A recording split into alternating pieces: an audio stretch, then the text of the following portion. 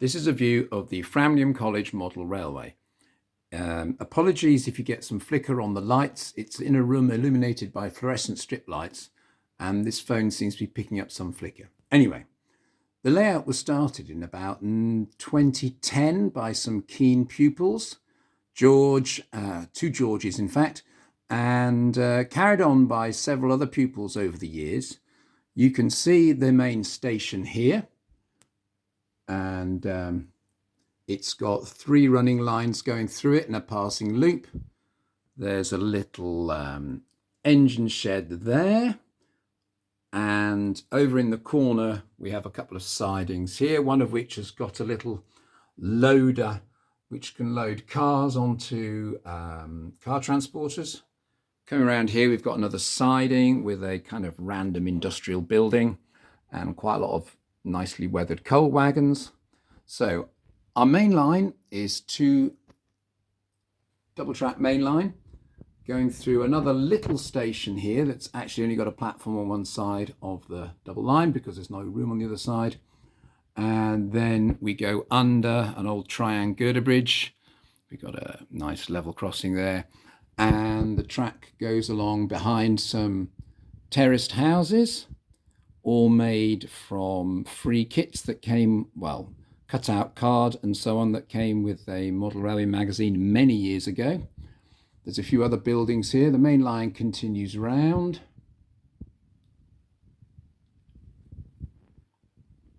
There's a movable section here which allows the people to get in and out because it's stored in an office where there are currently some filing cabinets supporting much of the layout. The layout's about 12 foot by 6 foot. A little bit of extra detail. Okay, we've got let's start at the other sidings. We've got the coal stays, we've got electrical cables. Let's just get all them out the way. You can see that this hasn't been rehearsed.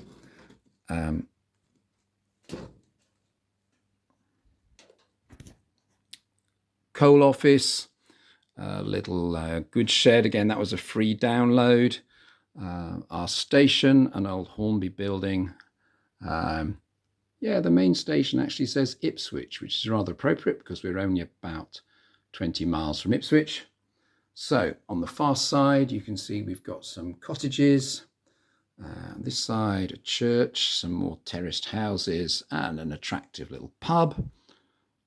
The Bell Inn. We've got a little scale scenes derived canal going under our bridge there, and little playground. We'll just about make out a chair and a merry-go-round. And there we go, the little infant school. Now, 2 main lines, but also a 3rd line from the outer side of the station that follows a route. There's a siding, but there's also a route up quite a steep gradient, just starting there actually. And then that line goes up and over the main line via the girder bridge, or you can go straight on and there's an embankment, and there's just a spare siding down the far end there where you can store quite a long train. Not got a particularly long one there at the moment. And on the little branch line that goes up and over, we've got a tiny little station, almost like a little halt station. And then this track descends very steeply back. And there's a curve points here that divides up into either joining the inner main line or via 2 diamond crossings back into the station where it started. And you can also go from that outer main line, from the outer main line to the branch. So you can access the branch from either the inner or outer main line, which I think is quite cool. Now let's get some trains running.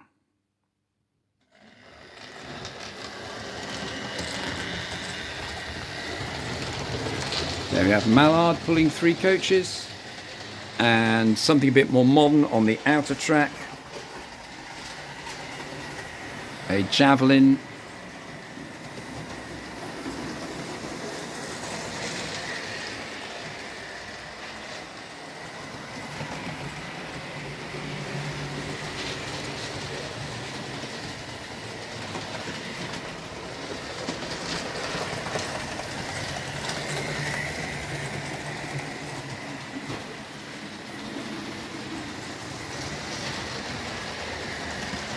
We might even get a train going up on the branch line. It's one of those Hornbill 040s, and yeah, sure enough, it's stalled on a bit of dead track, but it's off again. That bit of track needs cleaning, I think. Definitely a bit of an intermittent runner, this. Oh yeah, gonna have to give it a bit more juice and give it another nudge. I haven't cleaned the track on the branch line, which is why it really was running a bit jerkily. Through there, through the station, and I'm just going to stop it here to avoid a collision as it crosses the main line via the two crossovers. I'm going to take a bit of multitasking here.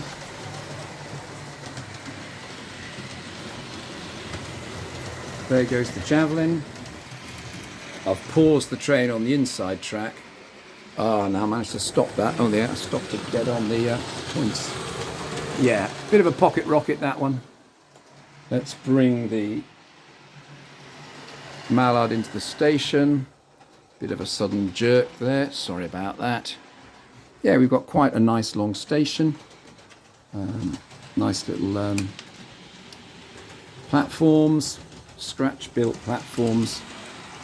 Hornby platforms always struck me as being very expensive. So most of the stuff was built on a real budget. Things that I or pupils have made, some old Airfix kits, some ready-made Hornby. One pupil made this rather nice Metcalf engine shed. We've had to put a new roof on it. The old roof got a bit battered, but it's all good. All the locomotives that we got work, and the rolling stock runs quite nicely. We've got quite a bit more.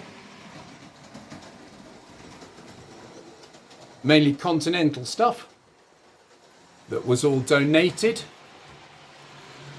And the Continental stuff, although HO scale rather than 00, it all runs pretty well.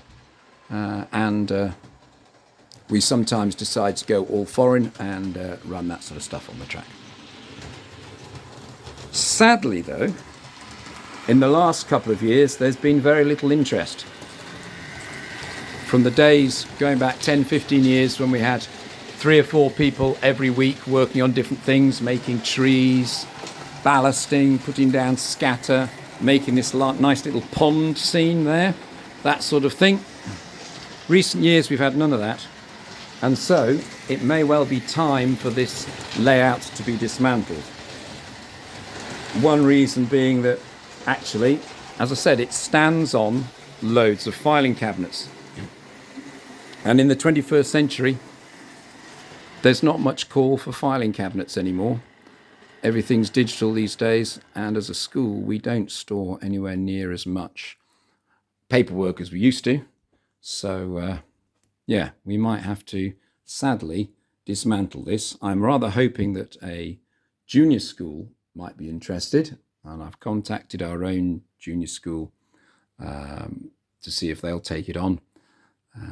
We can certainly look into if anyone else is interested in taking it on. If they're not, then I would be willing to donate it to a charitable organisation or something like that. It'll need some dismantling and taking apart. It's not an exhibition layout, though we did design it so that the track across most of the baseboard joins is not ballasted, and therefore it's easy to disconnect most of the baseboard joins.